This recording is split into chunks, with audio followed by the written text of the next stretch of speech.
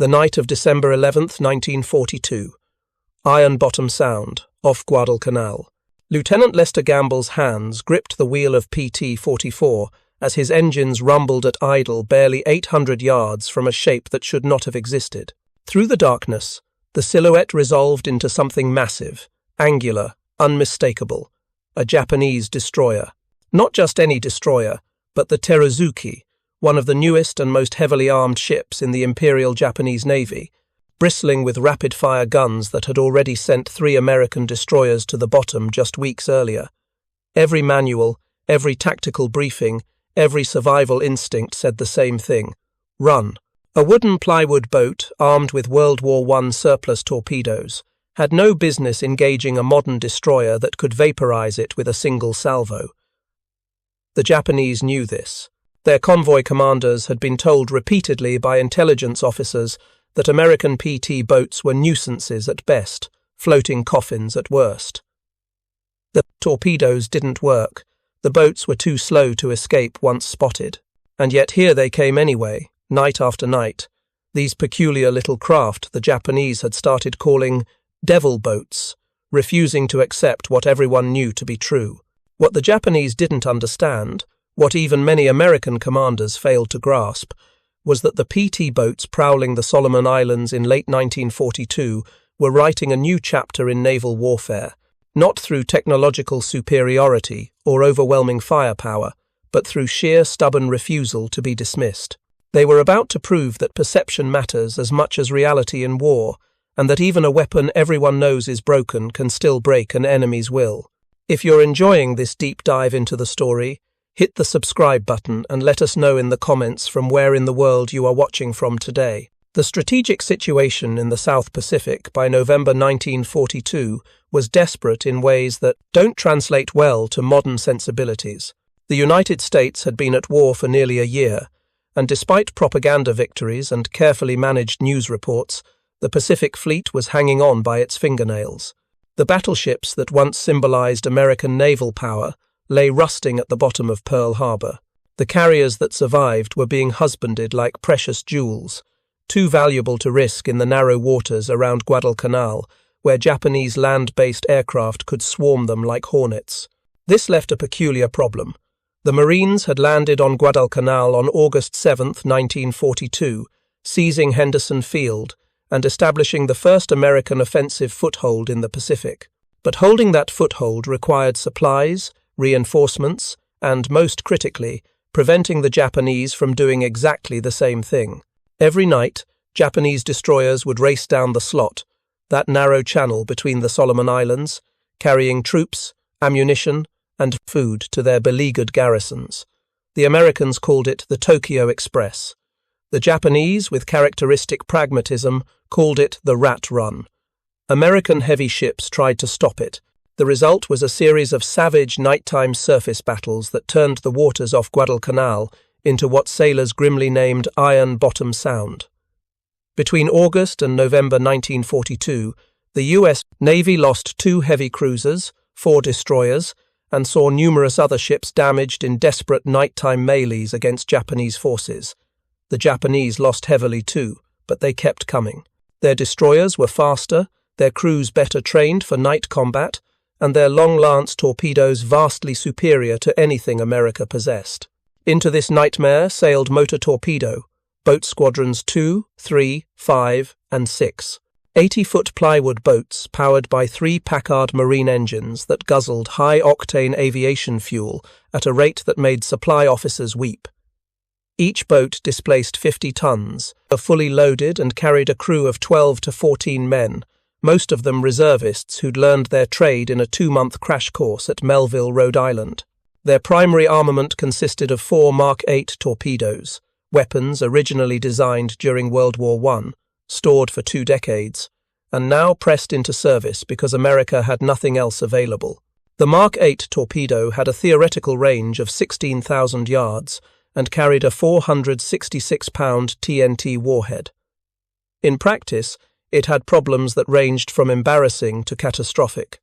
The depth control mechanism frequently failed, causing torpedoes to run too deep and pass harmlessly beneath targets. The contact detonator often didn't detonate on impact, particularly if the torpedo struck at a shallow angle. The gyroscope that kept the weapon running straight had a disturbing tendency to send torpedoes in random directions, including occasionally back toward the boat that fired them. Perhaps worst of all, the Mark 8 was slow, 27 knots maximum speed, which sounds impressive until you realize that most Japanese destroyers could make 35 knots or more. Firing a Mark 8 at a maneuvering destroyer was less like shooting a rifle and more like throwing a baseball at a sprinting athlete. You had to aim not at where the target was, but where it would be in the 30 or 40 seconds it took your torpedo to crawl across the intervening water. And if the target's captain noticed the torpedo wake phosphorescing through the dark Pacific, he simply turned his rudder and walked away from it. The PT boat crews discovered these limitations the hard way, through repeated attacks that produced spectacular displays of courage and determination, followed by nothing but empty water and undamaged Japanese ships steaming serenely toward their destinations. On the night of October 13, 1942, PT-48 engaged a Japanese destroyer at 200 yards, point-blank range by any measure. The torpedo struck the destroyer's hull and bounced off without exploding. On November 8, PT-37 fired 3 torpedoes at Japanese destroyers off Tassafaronga. One may have hit, causing minor damage. The destroyers responded by illuminating PT-37 with searchlights and opening fire with their main batteries, blowing the bow off PT-61 and forcing the American boats to flee behind smoke screens. The Japanese learned quickly. Intelligence officers examined recovered American torpedoes and reported the weapons' deficiencies to fleet commanders. Captured documents revealed the PT boats' tactics and limitations. By late November 1942, Japanese convoy commanders had developed a healthy contempt for the American Mosquito boats. The standing orders were clear: maintain formation, hold course and speed, illuminate any PT boats with searchlights, and destroy them with secondary battery fire. The little plywood craft couldn't withstand even 20mm cannon rounds, let alone the 5-inch shells from destroyer main batteries. More importantly, their torpedoes didn't work reliably enough to justify evasive maneuvers that would disrupt convoy timing. This attitude is documented in Japanese action reports from the period. One destroyer captain wrote that PT boat attacks were more annoying than dangerous, like mosquitoes that buzz but rarely bite. Another noted that the enemy torpedo boats show great courage but poor results. Their weapons are inferior and their crews lack proper training. The assessment wasn't entirely wrong. Through October and November 1942, PT boats fired dozens of torpedoes at Japanese ships with minimal confirmed results. One destroyer possibly damaged, several barges destroyed, countless near miss. Against this, the PT squadrons were losing boats to grounding, mechanical failure, friendly fire, and occasionally to Japanese guns when they pressed attacks too close. But something was happening that didn't show up in after-action reports or damage assessments. Something psychological. The PT boats were becoming a presence in Japanese commanders' minds, an element of uncertainty that couldn't be entirely dismissed. Yes, the torpedoes often failed. Yes, the boats were fragile, but they kept coming. Every single night, without fail, the devil boats would be out there somewhere in the darkness, engines muffled, radar searching, waiting for the Tokyo Express to make its run. This meant Japanese convoys couldn't take the most direct routes. Destroyers had to zigzag constantly, reducing their effective speed and increasing fuel consumption. Searchlights had to sweep the water constantly, advertising the convoy's position to any American submarines that might be lurking. Most critically, the presence of PT boats meant Japanese ships couldn't simply unload at leisure. They had to approach landing areas with guns manned and crew at battle stations, dump their cargo quickly, and depart before dawn, all while wondering if those distant engine sounds were another wave of torpedo boats preparing to attack. The Marines on Guadalcanal noticed the difference.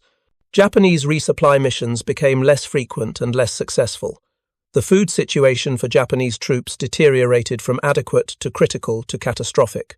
American intelligence intercepted radio messages describing soldiers reduced to eating grass and roots.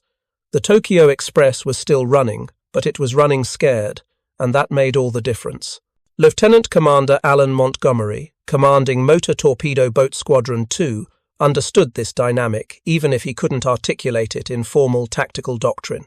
His boats didn't need to sink Japanese ships to be effective. They needed to make the Japanese believe they might sink Japanese ships, which was a very different proposition. This meant aggressive patrolling, pressing attacks even when tactical wisdom suggested withdrawal, and above all, maintaining constant pressure. If the PT boats disappeared for even a few nights, the Japanese would grow confident again, but if they showed up every single night, persistence itself became a weapon. Montgomery's crews were learning other things too, lessons that would eventually transform PT boat doctrine from failed torpedo platform to multi-mission craft. They discovered that their twin 50-caliber machine guns, originally intended for anti-aircraft defense, were devastating against small boats and barges. They learned to coordinate attacks in groups, with some boats drawing fire while others maneuvered for torpedo shots. They began carrying Army radio teams to direct artillery fire from Henderson Field. They rescued downed pilots, evacuated wounded Marines from isolated positions, and occasionally landed intelligence teams behind enemy lines. The evolution happened faster in some squadrons than others, driven by individual commanders who adapted tactics to match reality rather than doctrine.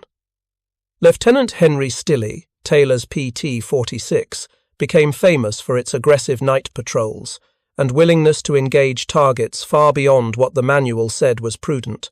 Lieutenant Lester Gamble's PT-44 developed a reputation for finding targets in conditions where other boats reported nothing but empty water.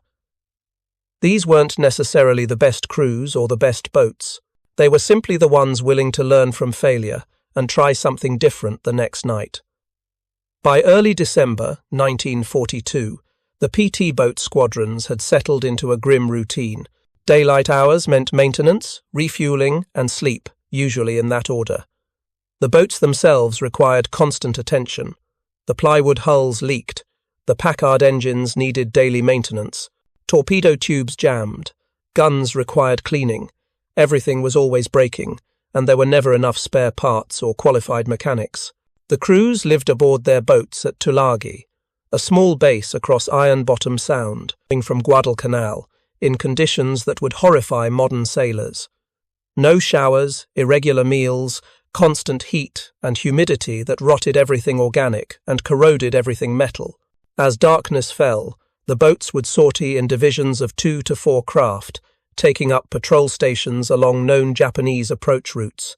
They would idle for hours, engines barely turning over, crews staring into the blackness and trying to distinguish wave patterns from ship wakes.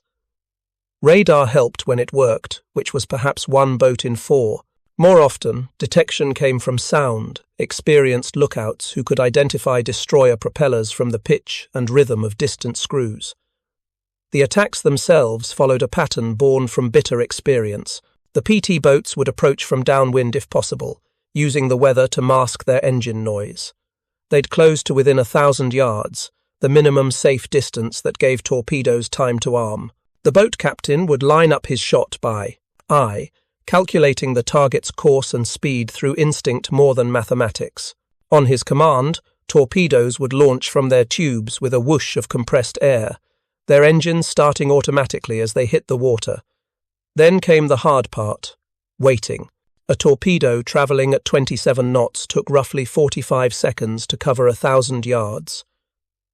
During those 45 seconds, anything could happen. The target might turn, the torpedo might malfunction, Japanese searchlights might snap on and turn night into day. PT boat crews learned to count seconds in their heads, calculating when the torpedo should reach its target, listening for the dull crump of detonation that meant success, or the silence that meant another failure. More often than not, there was silence, or worse, there was return fire. Japanese destroyers carried spotlights powerful enough to illuminate targets at 2,000 yards, and their gunnery crews were trained to shift from search to fire, to control in seconds. Once caught in a searchlight, a PT boat had perhaps 10 seconds before shells started arriving. The standard response was emergency speed, hard rudder, and prey. The Packard engines could push an 80-foot Elco to 41 knots in calm water, faster than most destroyers. But acceleration took time, and wooden hulls offered no protection against shells that could punch clean through without detonating, leaving neat holes that would flood the boat if not quickly patched. The crews themselves were an odd mix that defied traditional Navy hierarchy. Officers were often reservists, barely older than their enlisted men, young lieutenants who'd been civilians months earlier and now commanded weapons of war. The enlisted ranks included mechanics, fishermen, college students who'd enlisted after Pearl Harbor, and professional sailors who'd volunteered for PT duty because it promised action. They lived together in close quarters where formality couldn't survive, where the officer commanding the boat might be 23 and his senior enlisted man 35, with 2 decades of maritime experience. This created an unusual dynamic that regular Navy officers found disturbing, but which proved remarkably effective in combat. PT boat crews made decisions collectively, with officers who were smart enough to listen to experienced petty officers rather than standing on rank. When a torpedo man said the tubes needed maintenance, they got maintenance. When a gunner's mate suggested modifying the 50 caliber mounts for better traverse, they made the modification. The boats became workshops of improvisation, with each crew developing their own modifications and tactical tricks. Among the more successful innovators was Lieutenant Lester Gamble. At 26, he'd been practicing law in Minneapolis when the war started. 6 months of training transformed him from attorney to naval officer, though he freely admitted he knew almost nothing about boats when he arrived at Melville. What Gamble did understand was people, specifically how to get the best performance from his crew by treating them as professionals rather than subordinates. His boat, PT-44, developed a reputation for aggressive patrolling and unusual tactical awareness. Gamble had noticed something other commanders overlooked. The Japanese ran their convoys with remarkable precision, maintaining schedules that allowed careful planning at both ends of the supply run. This meant their approach times were predictable within 30-minute windows. More importantly, the destroyers followed preferred routes through the Solomon Islands, paths that offered the best combination of cover from American air search and distance from known PT boat bases. By studying previous sightings and attack reports, Gamble started anticipating where Japanese ships would be, rather than reactively patrolling random areas.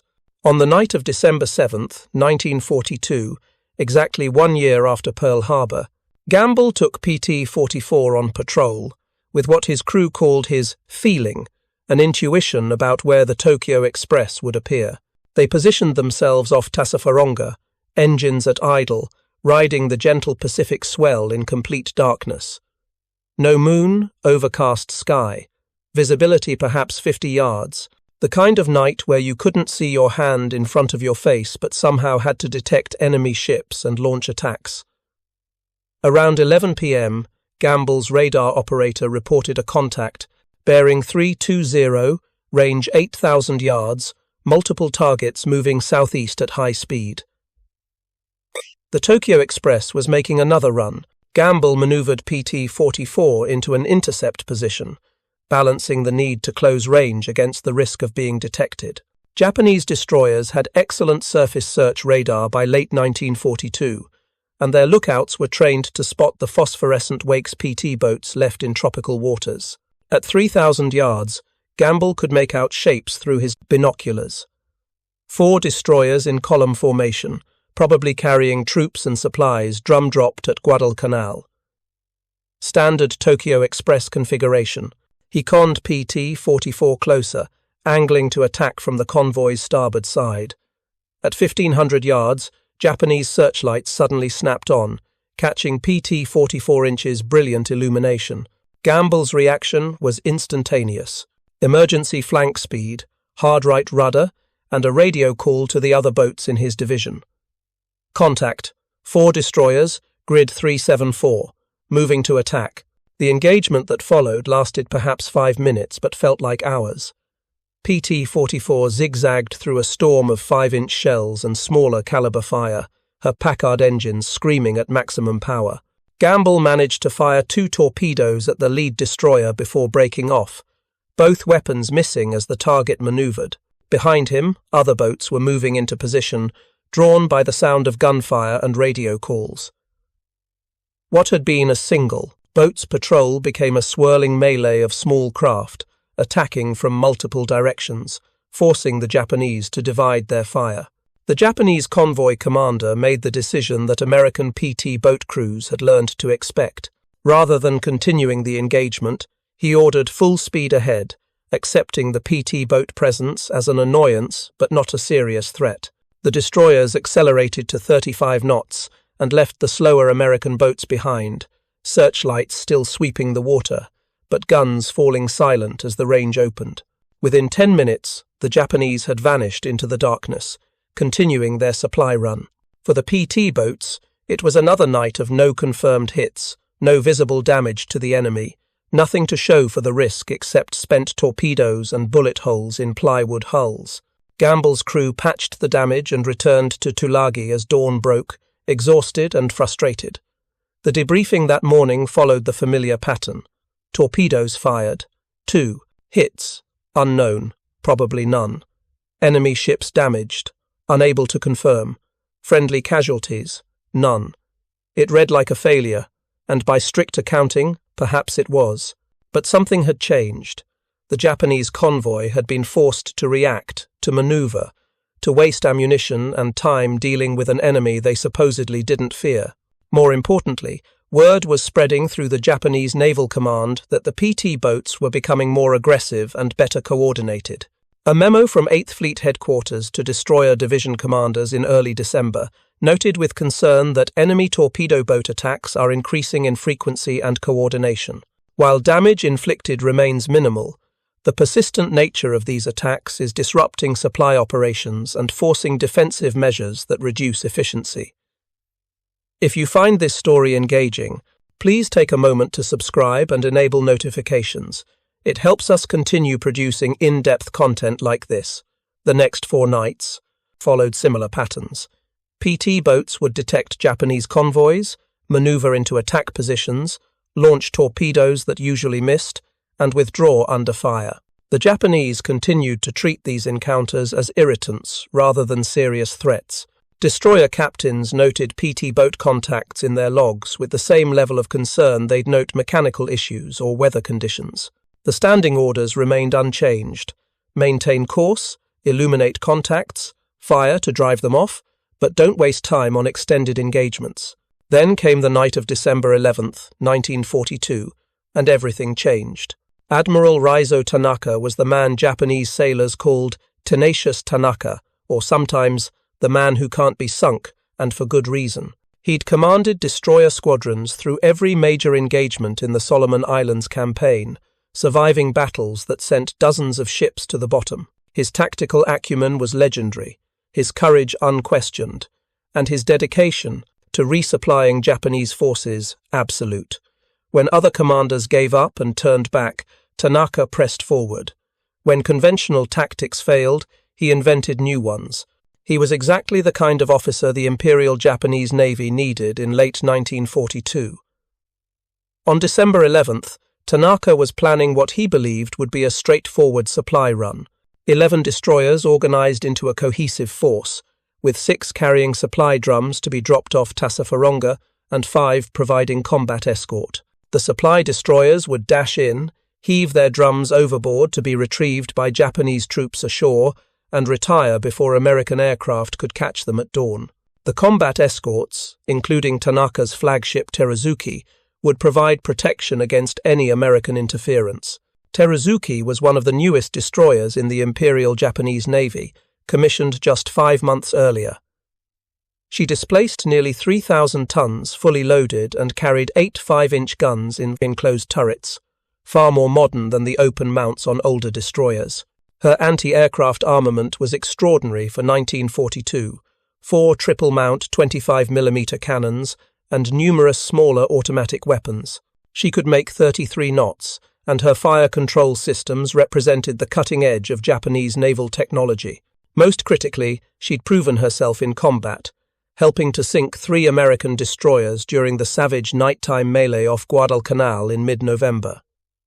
Tanaka felt confident, The Tokyo Express had made this run dozens of times. Yes, American PT boats would probably appear, but they'd proven themselves more noise than danger. His greatest concern was American cruisers and destroyers, the heavy ships that could actually threaten his force. Intelligence suggested most American heavy units were under repair after recent battles, but you never knew when they might sortie from Espiritu Santo or Tulagi. The PT boats were just another element of calculated risk. What Tanaka didn't know was that 3 PT boats had picked up his convoy on radar shortly after dark. PT-44 under Lester Gamble, PT-59 commanded by Lieutenant John Searles, and PT-109 with Lieutenant Rollin Westholm at the helm. These 3 boats had been working together for weeks, developing coordination that went beyond what the manual prescribed. They'd learned to communicate using minimal radio traffic, to position themselves for mutual support, and most importantly, to press attacks aggressively, even when facing overwhelming firepower. The 3 boats shadowed Tanaka's convoy from a distance, reporting its position to other PT boats in the area. By 11 p.m., 6 American boats were converging on the Japanese force, positioning themselves along the likely approach to Tasafaronga. The plan, such as it was, involved simultaneous attacks from multiple directions. If the Japanese illuminated one boat, others would attack from different angles. If they focused fire on multiple boats, confusion would give everyone a slightly better chance of survival. PT-109 made first contact at 11:12 p.m., Westholm bringing his boat to within 1,200 yards of the Japanese column. He fired 2 torpedoes at what appeared to be a heavy destroyer, possibly a light cruiser. Both weapons ran true, their wakes visible as phosphorescent trails in the dark water. The Japanese response was immediate and overwhelming. Searchlights from multiple ships snapped on, catching PT 109 inches crossing beams. 5-inch shells started arriving within seconds, geysering water alongside the small craft. Westholm executed the standard evasion, maximum speed and hard turns, but the Japanese gunners were tracking him efficiently. A 5-inch shell struck PT 109 amidships, passing through the plywood hull without detonating but creating a hole that immediately began flooding. Smaller caliber rounds shredded the superstructure and wounded 2 crewmen. Westholm had no choice but to withdraw, his boat damaged and taking on water. While the Japanese focused on PT 109, Gamble in PT 44 and Searles in PT 59 were maneuvering into attack positions from different angles. The confusion Gamble had hoped for was materializing. Japanese searchlights were sweeping in multiple directions, trying to track 3 separate targets. Gunfire was splitting between threats, reducing the concentration on any single boat. It wasn't much of an advantage, but in PT boat warfare, you took what you could get. At 11:18 p.m., Gamble reached his firing position, roughly 900 yards from the Japanese column. Through his binoculars, he identified the lead destroyer as a large modern vessel with enclosed turrets, Teruzuki. He didn't know her name, but he recognized she was something different from the older destroyers the Tokyo Express usually ran. His torpedo man had loaded Mark 8 torpedoes with contact detonators, the most reliable fusing available. Gamble steadied PT-44 on course, calculated lead angle by instinct, and gave the order to fire. 2 torpedoes launched into the dark Pacific, their engines starting with characteristic hisses as they entered the water. Gamble immediately began his evasion turn, but this time the Japanese were ready. Searchlights found PT-44 almost instantly, and Teruzuki's forward turrets trained on the small target with practiced precision. The first salvo landed short, the second walked closer. The third would have obliterated PT-44 entirely, but before those shells arrived, something extraordinary happened. One of Gamble's torpedoes struck Teruzuki on her port side, slightly forward of amidships. The 466-pound warhead detonated on contact with enough force to buckle plates and rupture internal compartments. For a weapon everyone knew was unreliable, this particular Mark 8 torpedo performed exactly as designed. The explosion tore a 20-foot gash in Teruzuki's hull below the waterline, flooding her forward engine room and damaging her electrical systems. The effect on Teruzuki was immediate and catastrophic. Her forward turrets went dark as power failed. Her speed dropped from 33 knots to 15 within seconds, as one engine room flooded and the other struggled to compensate. Worst of all, her searchlights flickered and died, plunging the immediate area back into darkness.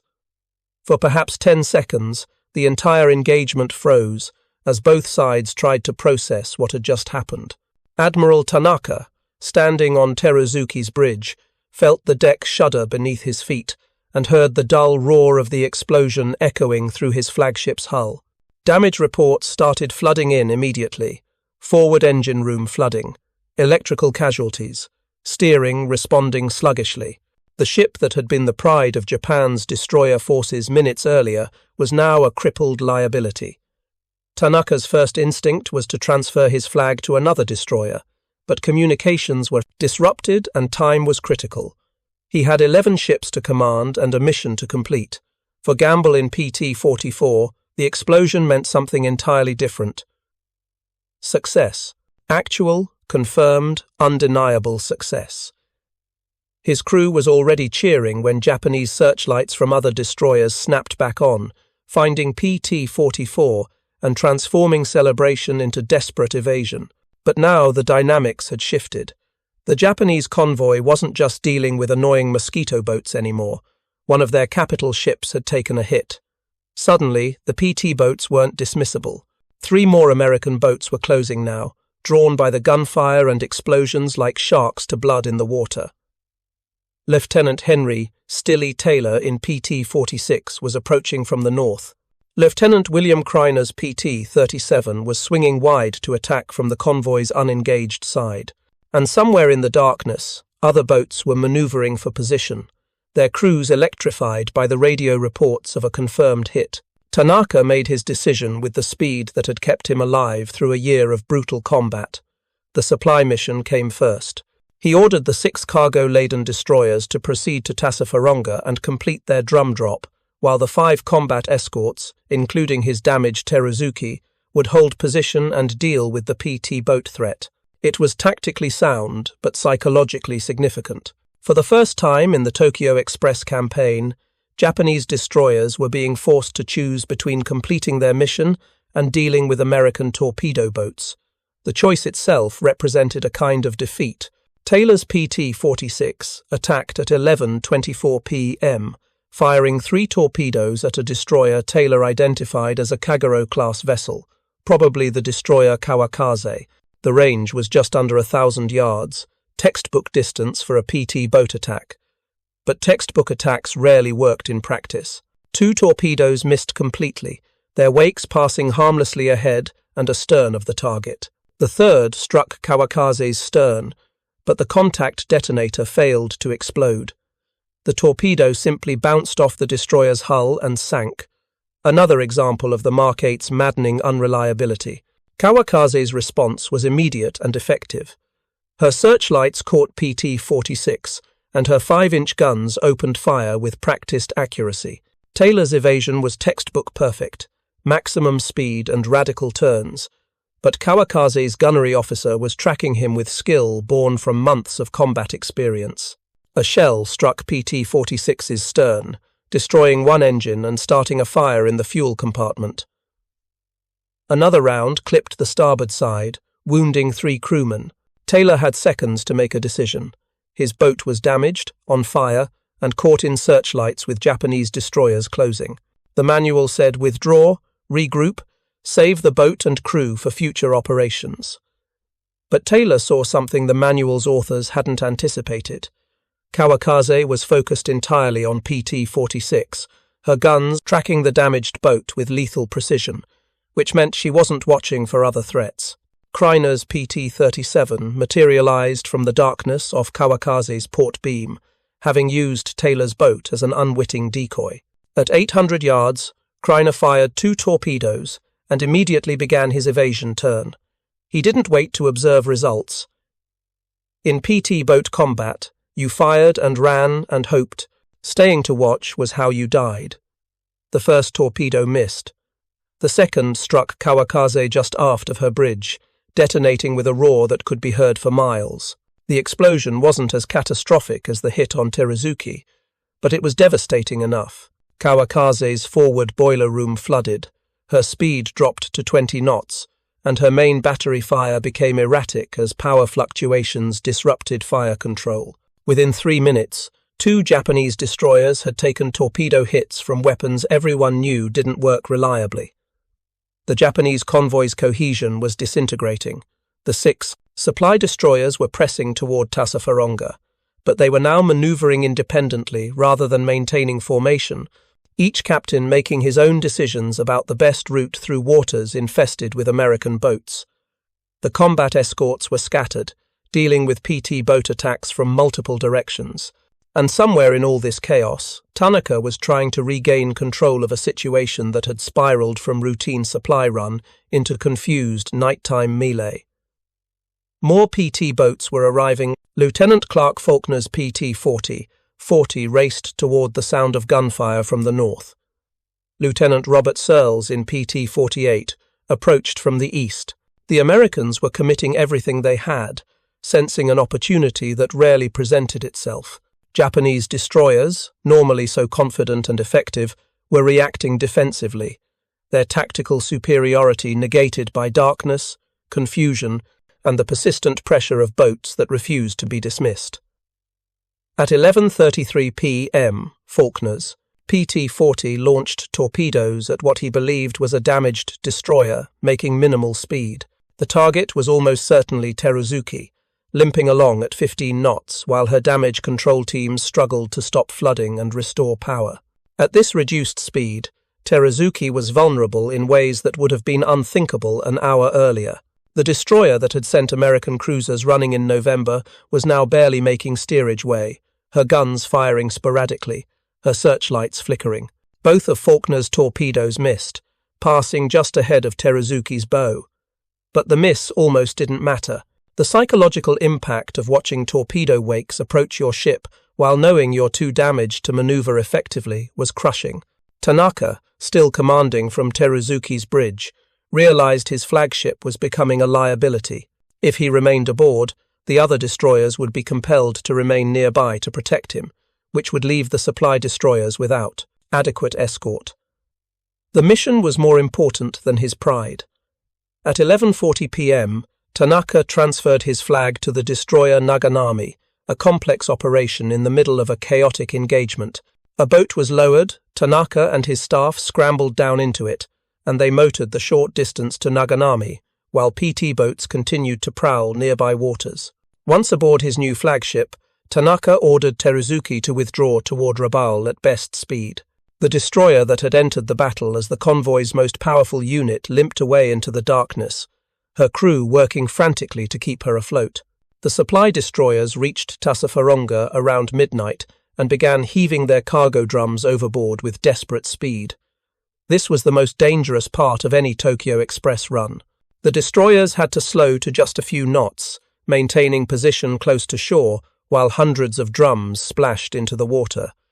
Japanese troops ashore would later swim out or paddle boats to retrieve these drums, hauling them back to their positions. The system was inefficient, and the Americans estimated only about 30% of drums dropped actually reached Japanese forces, but it was better than nothing. PT boats immediately attacked the stationary targets. PT-48 under Robert Searles closed to 600 yards and fired 2 torpedoes at a destroyer that was effectively dead in the water while dropping drums. The first torpedo ran true, but its depth control failed, causing it to dive beneath the target. The second struck but failed to detonate, another maddening example of the Mark VIII's unreliability. The destroyer, alerted by the torpedo wakes, abandoned its drum dropping and began emergency acceleration, fleeing toward deeper water. Similar scenes played out across Tassafaronga. PT boats would attack, Japanese destroyers would be forced to abandon their supply operations and evade, and the carefully coordinated drum drop devolved into chaos. Some destroyers managed to discharge their cargo before PT boats arrived. Others gave up entirely and withdrew with drums still aboard. The total amount of supplies delivered was perhaps half what Tanaka had planned, and even that came at the cost of 2 damaged destroyers and complete disruption of the operation. By 12:30 a.m. on December 12th, the engagement was winding down. Japanese destroyers were withdrawing northward at high speed, regrouping as they fled up the slot toward the safety of Rabaul. PT boats, low on fuel and with most torpedoes expended, were returning to Tulagi. The waters off Guadalcanal fell silent, except for the gentle lapping of waves and the occasional splash of a supply drum settling into its watery hiding place. The immediate tactical result was clear. The PT boats had fired approximately 20 torpedoes, scored 2 confirmed hits, damaged 2 Japanese destroyers, and forced the abandonment or disruption of multiple supply drops. Against this, the Americans had lost no boats, though several were damaged and would require days of repair work. By any reasonable measure, it was the most successful PT boat engagement of the war to date, but the real significance went far deeper than tactical scorecards. The engagement on December 11th shattered the Japanese assumption that PT boats were negligible threats. Teruzuki would require months of repair work and would miss critical battles during that time. Kawakaze was less severely damaged but still combat ineffective for weeks. More importantly, Japanese destroyer commanders could no longer treat PT boat attacks as mere harassment. The weapons worked often enough to be dangerous, and the crews were aggressive enough to press attacks despite overwhelming odds. Admiral Tanaka's report to 8th Fleet Headquarters was blunt in its assessment. Enemy torpedo boat attacks are becoming more coordinated and aggressive. While individual boats remain vulnerable, their collective pressure is disrupting supply operations. Recommend increased escort strength for future runs and revised tactics for dealing with massed torpedo boat attacks. This was the officer who'd commanded through every major surface engagement in the Solomons campaign, who'd survived battles that destroyed entire squadrons, admitting that PT boats were now a significant tactical problem. The reverberations spread through the Japanese command structure. Destroyer division commanders began requesting additional combat escorts for supply runs. Some advocated abandoning the drum drop method entirely in favor of larger, heavily escorted convoys that could fight through PT boat attacks. Others suggested running supplies entirely by submarine, though Japan's submarine force was already overstretched and doctrinally opposed to cargo missions. What none of them could afford to admit publicly was that the strategic situation on Guadalcanal was becoming untenable. The Tokyo Express was supposed to deliver sufficient supplies to sustain offensive operations. Instead, it was barely keeping Japanese forces alive at subsistence level. The persistent PT boat attacks, combined with American air superiority during daylight hours and the occasional intervention of American cruisers and destroyers, meant Japanese troops were starving.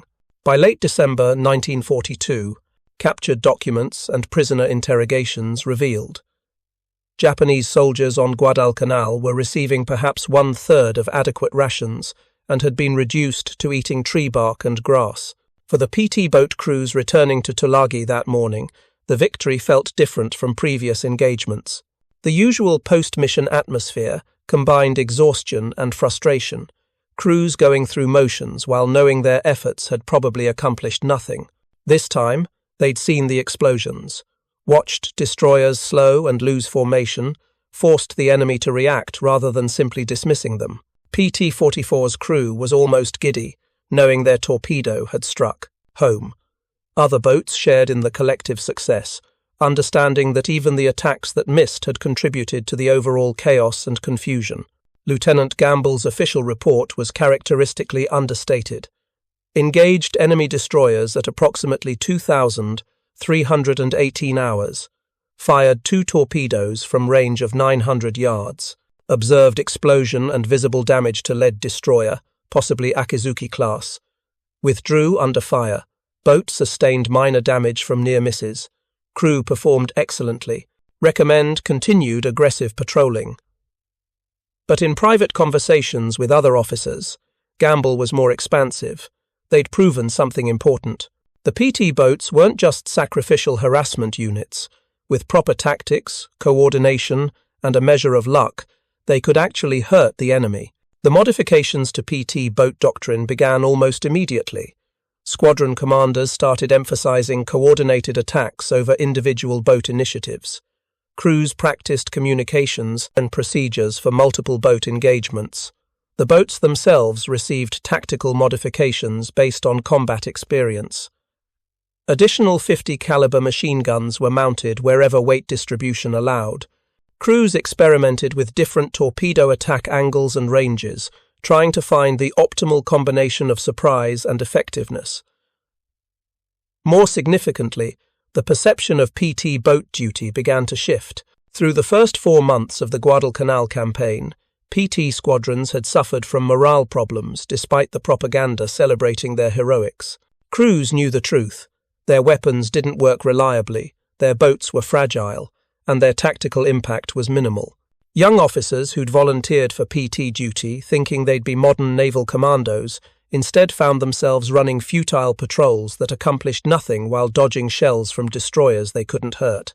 After December 11th, that changed. New volunteers specifically requested PT boat duty. Experienced crews who'd been considering transfers to other assignments decided to stay.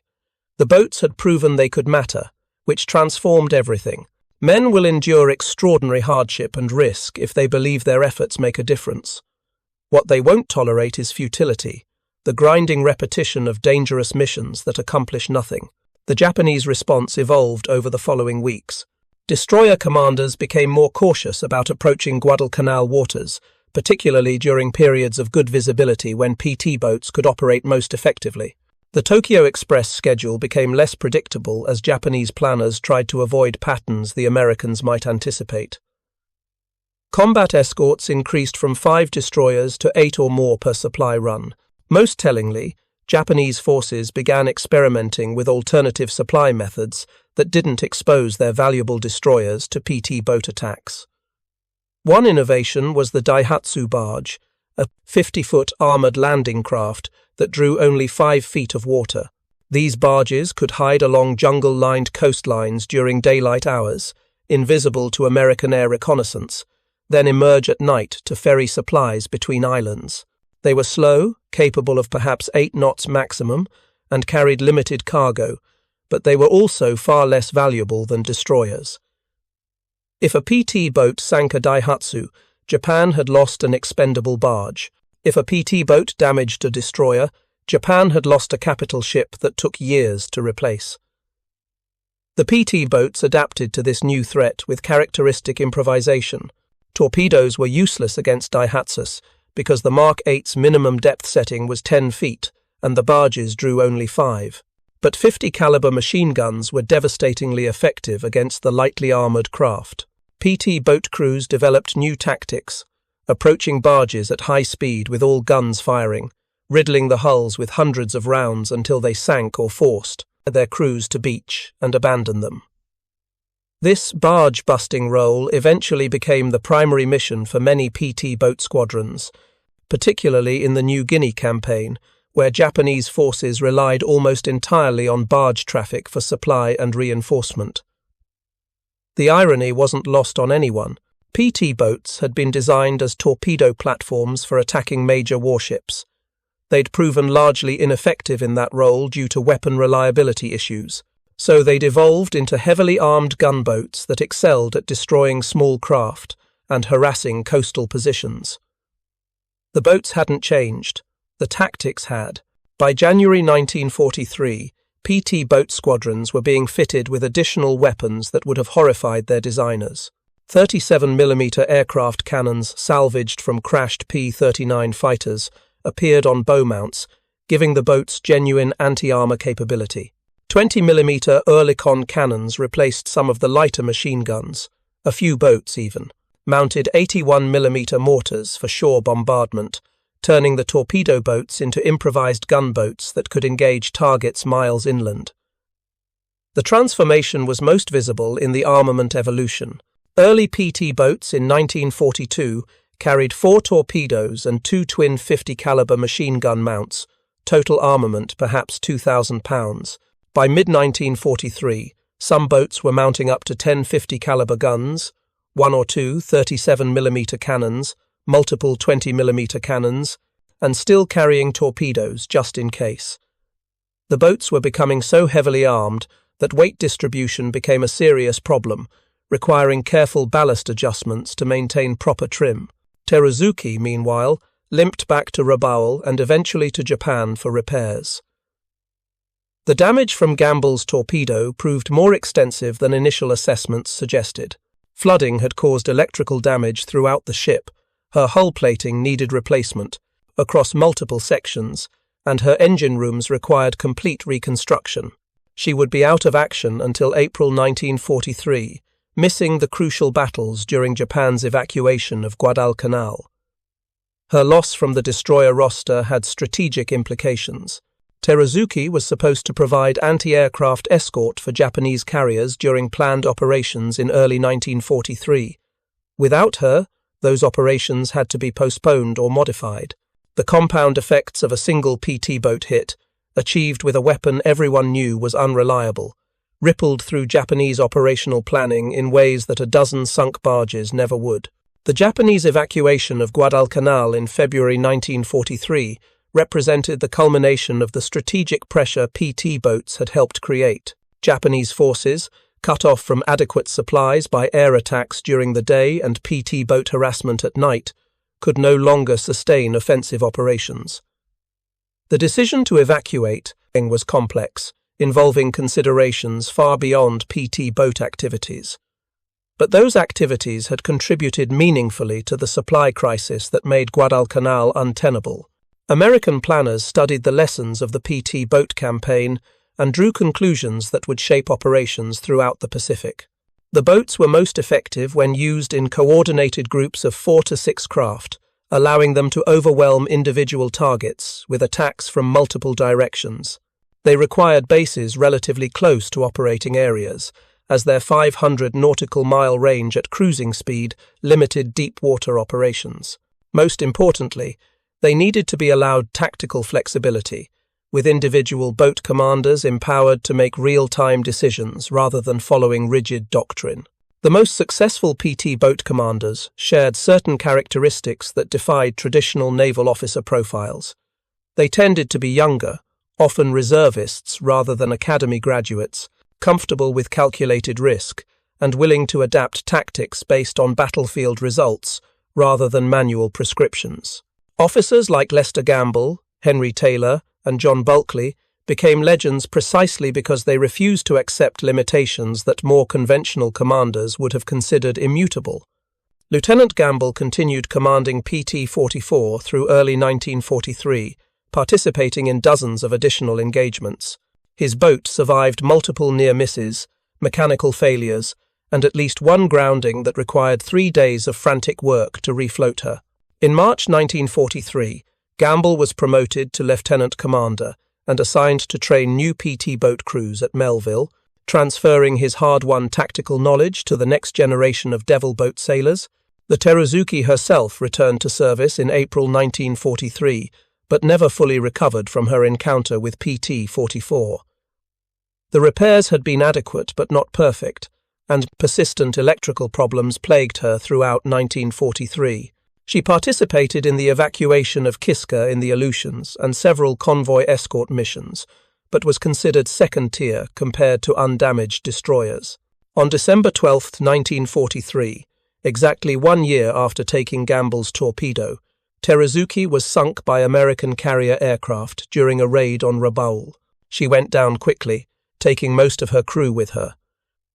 The broader legacy of the December 11, 1942 engagement extended far beyond individual ships and commanders. It represented a turning point in how both sides viewed PT boat operations. The Japanese could no longer dismiss them as negligible threats. American commanders could no longer treat them as purely harassment units. They'd proven themselves capable of inflicting real damage when properly employed, which meant they deserved serious tactical consideration and adequate support. The statistical record of PT boat operations through World War II tells a story that's simultaneously humble and remarkable. Against major warships, they sank relatively few vessels. The often cited number is 12 Japanese destroyers sunk by PT boat torpedoes during the entire war. though modern analysis suggests some of these claims were overcredited. Against that modest total, the PT boats lost over 40 boats to enemy action, mechanical failure, and accidents. But statistics measure the wrong things. The PT boat's real contribution wasn't in tonnage sunk. It was in strategic pressure applied, in forcing enemies to divert resources to counter them, in denying safe passage through waters that should have been secure, and in demonstrating that even outnumbered, outgunned forces could matter if they refused to accept defeat. The men who crewed those plywood boats, living in tropical heat on vessels barely large enough for their crews, maintaining temperamental engines with inadequate tools, firing weapons that failed as often as they worked, exemplified a particular kind of courage. Not the courage of facing impossible odds in a single dramatic battle, but the courage of returning night after night to face those odds again, knowing the probable outcome would be futility and danger in equal measure. They were called devil boats by an enemy that feared them, mosquito boats by Americans who dismissed them, and PT boats by the Navy that deployed them. They were none of these things, and all of them simultaneously. They were improvisation made operational, theory colliding with reality, and the stubborn insistence that supposed impossibilities could become actual if you just refused to quit. The Japanese convoys that once dismissed PT boats as negligible learned otherwise through the sort of education war provides. Not dramatic reversals where the tables turn completely, but gradual recognition that assumptions made in safety prove false under fire. The boats that weren't supposed to matter did matter. The torpedoes that everyone knew didn't worked often enough to be dangerous. And the crews that should have been demoralized by futility instead found meaning in persistence.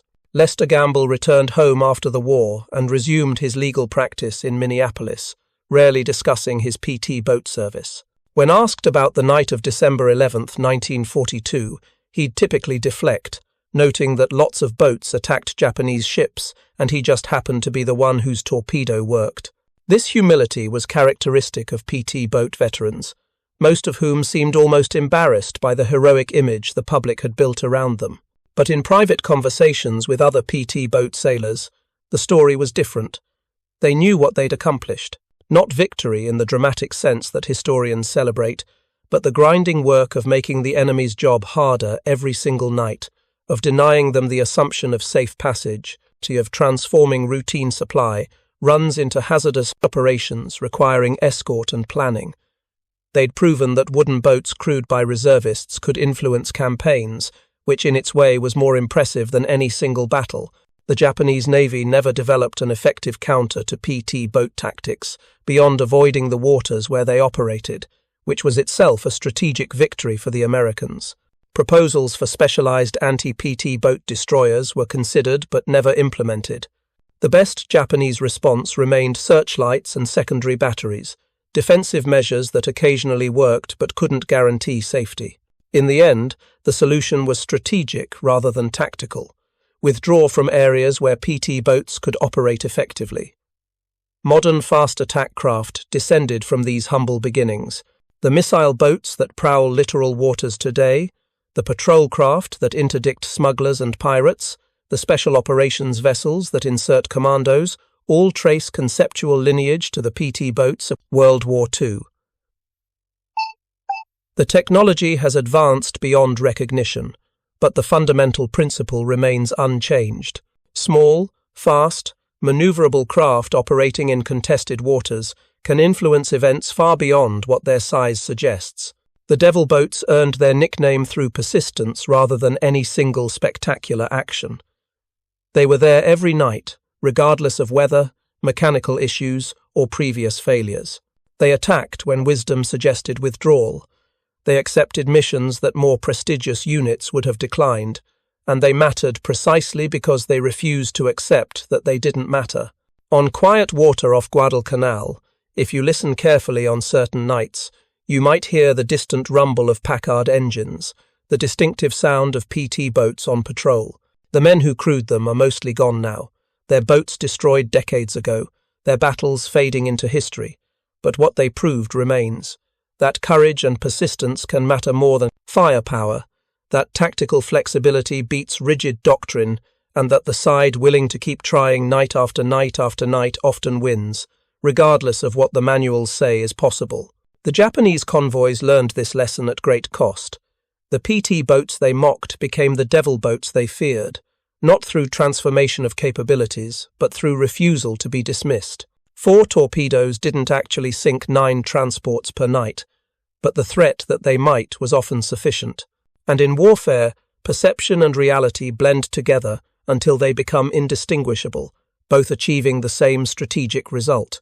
The wooden boats that weren't supposed to matter wrote themselves into history through sheer stubborn insistence. They were David with a slingshot made from plywood and powered by aviation gasoline, facing Goliath in the darkness of the Pacific. Sometimes David's stones missed, sometimes they bounced off harmlessly, but sometimes, on nights like December 11th, 1942, they struck home. And those nights made all the difference. Thank you for watching. For more detailed historical breakdowns, check out the other videos on your screen now, and don't forget to subscribe.